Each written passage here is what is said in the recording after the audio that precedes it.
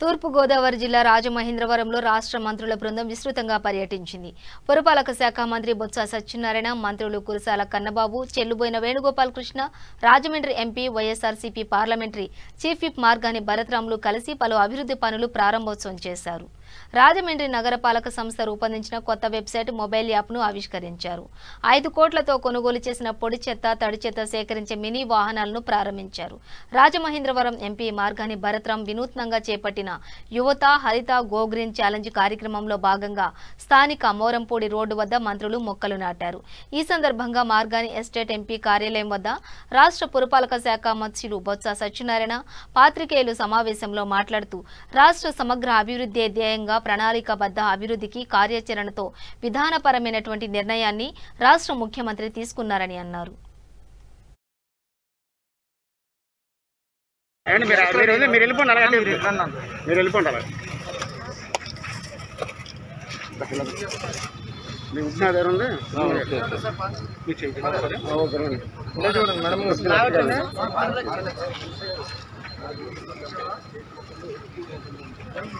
Board మనకి కనబడేది పెట్టండి ఒకసారి. బోర్డు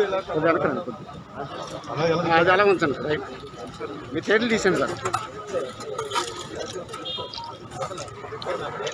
వెనక రండి. మీరు వెనక రండి ఒకసారి అలా నిలవండి. బోర్డు మినిస్టర్ గారు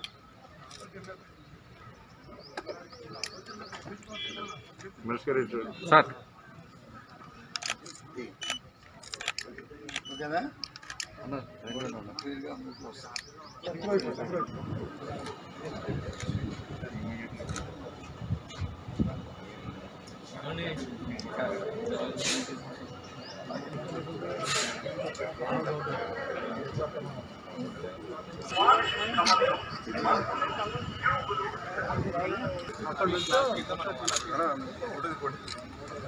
ఫోటో దిగాలన్నా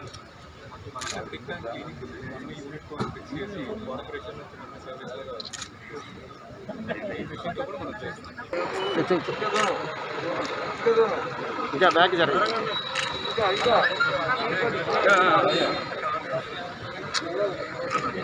మీరే కొంచెం వెనక్కి వెళ్తే